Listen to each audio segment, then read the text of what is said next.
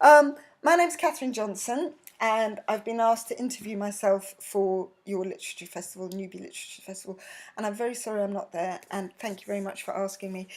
This is my latest book, Sawbones, and I'm very proud of it, partly because it's got a quote from Malorie Blackman on the cover, which is fantastic. And also, it's the only book I've ever written that's won a prize. I've written loads of books, well, not loads compared with some people, but a lot.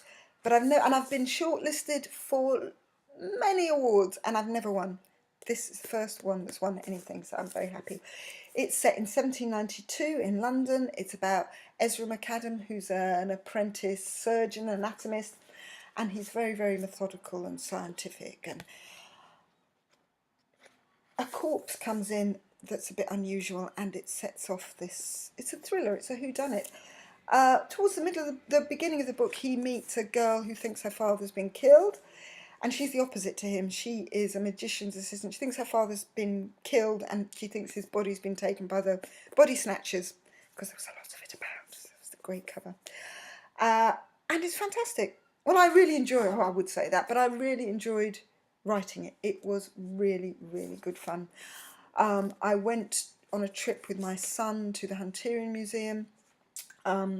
We went round the exhibition, and it's brilliant. It's the Museum of the Royal College of Surgeons. It's in Lincoln's Inn Fields. It's free. It's fantastic. And I came out of there and I wrote this in a couple of months. I mean, I had to edit it. A lot of editing. It's always editing. But it was really good fun to write. It's a romp. It's a sort of silent witness with teenagers.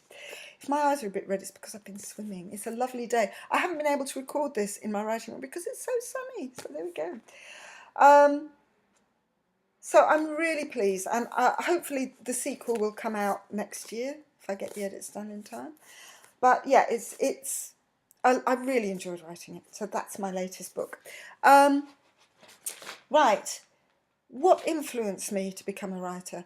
I wasn't very good at school. At secondary school. I was at primary school. I loved primary school. I loved poetry, but I hated secondary school, and I didn't think I'd be a writer. And I went to film school, which wasn't dependent on exams. My exam results aren't very good. Because I was rubbish at writing essays. I wasn't one of these people who wrote loads. So when an idea that I wrote for a film, somebody suggested I should, a publisher, because it wasn't, this doesn't happen now. It was luck. I think you need, to be a successful writer, I think you need talent, you need perseverance, but you also need luck. I've been very lucky, because I was submitting an outline for a TV drama, 6-part drama, and there was someone in that office who knew someone who was setting up a publishing house. I was paid nothing. I mean, I made an absolute fool of myself. When the publisher phoned me, oh, how much are you going to pay me? Oh, nothing. Oh. But they sent me on lots of courses. They sort of developed me, for which I'm very, very grateful. So that's that book. It was really good fun, like I said. The dressing up, the romp. I started writing historical novels because I was very interested in Black history, and I'm going to jump around a bit in this interview. One of the questions was what books do you go back to again and again, and this is one of the books that I would never have started writing historical novels without.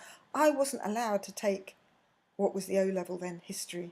I got the lowest mark in year 9 in the whole year, and I've written loads of historical novels, and I've even written the drama for Simon Sharma, who is that proper historian.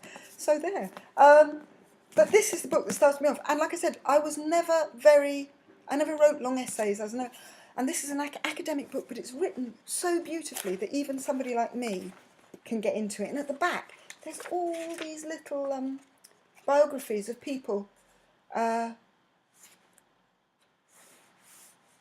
lived in Britain from Roman times to 20th century, Black and Asian people in Britain, and it's fantastic, and it really helped. And I do go back to this an awful lot. And I can't recommend this enough, basically, this book. So, and the reason I wanted to do it is because I used to like historical drama on TV a long time ago. We used to have the Sunday afternoon family shows on the BBC One, and they were always costume dramas. I loved all the frocks and the dressing up. And I also liked a film called The Amazing Mr. Blunden. I remember going to see that at the ABC loads of times with my cousins, you know. And there were never people like me in them, so because we were there, you know, there were. So that's why I love that book. What makes me continue? It's my job now. Having said that, it's my job. It's my job that doesn't get paid very much, but it's part of my job and it's part of who I am. I would say, if you are writing a book, the only person who loses out by not writing it is you. There are so many books that come out. You've got to really want to do it. If you don't want to do it, don't worry about it. But if you do, it's you that's got to motivate yourself to do it, nobody else. What tips would I give to a new writer? Read everything. Read stuff you don't like, read stuff you do like. Read brilliant stuff that makes you think, oh, I'll never be as good as that. And also read stuff that's so bad that makes you think, how did that get published? If that's got published, then I can get published. I'm old, I don't know. I probably will have to get into self-publishing at one time, but it's such a lot of effort. And I have always done, although I am a writer now, but I've always had other jobs. So in the past, I worked in bookshops, I worked in driving a book van about for school book fairs. I was writer in residence in Holloway Prison. And at the moment, I'm lucky enough to do some screenwriting work, but I couldn't exist on that alone. So, it is difficult. Okay, so that's my advice to new writers. Plan or not to plan. When I first started, I didn't plan at all because I didn't really know how to. Even though I'd done loads of screenwriting workshops, I didn't, because it's the same. All stories are the same. Plan if you want to. I mean, there's always that thing. Some people I know are meticulous. Some people don't do any. I'm probably in the middle. I'll do a rough outline and then I'll get going. I leave space for new things to come in to surprise me. But the thing is, I would say, is write the way that suits you. If it suits you to plan, plan. If it doesn't, don't. Work through it. All that I would say is that most stories, all stories, films, books, they're all the same. So you've got that inciting incident, you've got the central midpoint, turning point, and then you've got the, all is lost point, final battle, resolution. So all stories are the same, and write it and then see if you've got those things in it. Most people have, but I'd say find a way that suits you. I don't know, whatever suits you. My favourite part of writing is when the idea is in your head and it's lovely and fizzing and you can't think of anything else, and it's a bit like falling in love because you think about it all the time and the little people. And also when you're finished, that is the best time. The middle bit is a lot of hard work. And the editing is hard work. But it needs to be done.